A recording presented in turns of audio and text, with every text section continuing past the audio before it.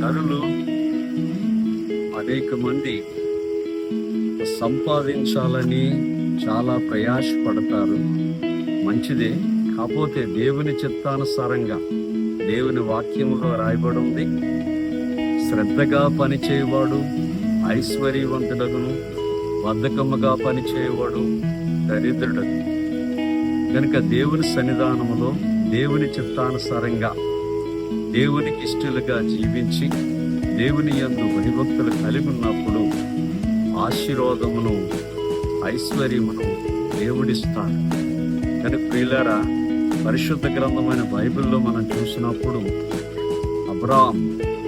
అబ్రాహాముగా ఉన్నప్పుడు ఏమీ లేనివాడుగా ఉన్నాడు. అబ్రాహాము దేవునికి ఎప్పుడైతే లోబడ్డాడో అబ్రహాం అయ్యాడు, అనేక జనములకి తండ్రి అయ్యాడు, ఆశీర్వాదము ఐశ్వర్యమును పొందాడు. ఆయన దేవుని యందు భయభక్తులు కలిగి దేవుని చిత్తానుసారంగా జీవించాడు కాబట్టి అబ్రహాము ఐశ్వర్యమును ఆశీర్వాదమును పొందాడు. కనుక ప్రియమైన దేవుని బిడ్డలారా, నీవు కూడా అబ్రహాము వలె దేవుని మాటకు లోబడినప్పుడు, దేవుని యందు భయభక్తులు కలిగి జీవించినప్పుడు నీ జీవితంలో కూడా ఆశీర్వాదమును ఐశ్వర్యమును పొందుతావని దేవుని వాక్యములో మనం చూడగలుగుతున్నాం. కనుక దేవుని సన్నిధానములో ఇస్సాకు కూడా దేవుని యందు భయభక్తులు కలిగి జీవించాడు.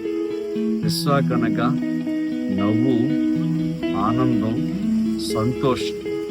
కనుక ఇస్సాకు దేవుని మాటకు లోబడినవాడు, తండ్రి మాటకి లోబడినవాడు, దేవుని యందు భయభక్తులు కలిగి ఉన్నాడు. కాబట్టి ఇస్సాకు విత్తనం వేయగా అది 30 60 100 ఫలించినట్లుగా యెహోవా ఆశీర్వాదమును ఐశ్వర్యమును ఇస్తాడని దేవుని వాక్యములో చూస్తున్నాం. దేవుని యందు భయభక్తులు కలిగిన ఇస్సాకు ఆశీర్వాదమును ఐశ్వర్యమును దేవుడిచ్చాడు. ఇస్సాకు గొప్ప ప్రార్థనాపరుడు కాబట్టి దేవుడు తన ప్రార్థన విన్నాడు, తన శత్రువుల దగ్గర విజయం ఇచ్చాడు, ఆశీర్వాదమును ఐశ్వర్యం ఇచ్చినట్లుగా దేవుని వాక్యంలో మనం చూస్తాం. అలాగే యాకోబు అనగా మోసగాడు, తండ్రిని మోసం చేశాడు, అన్నను మోసం చేశాడు. కానీ అయితే దేవుని సన్నిధికి వచ్చి తన తప్పులన్నిటినీ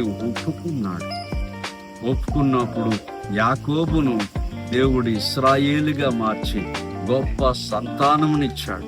ఇశ్రాయేలు 12 గోత్రములిచ్చాడు, ఐశ్వర్యమును ఆశీర్వాదము ఇచ్చాడు. మన దేవుడు ప్రేమించే దేవుడు, క్షమించే దేవుడు, ఆశీర్వదించే దేవుడు.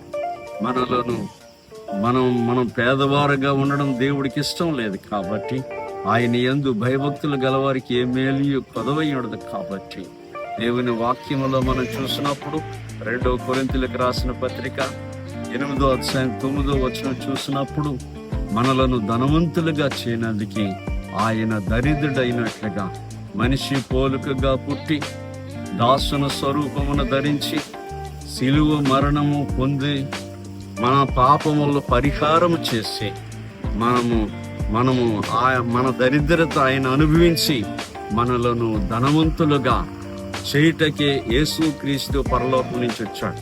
కనుక ప్రియమైన సహోదరి సహోదరుడా, యేసుక్రీస్తుని నీ హృదయంలో చేర్చుకో.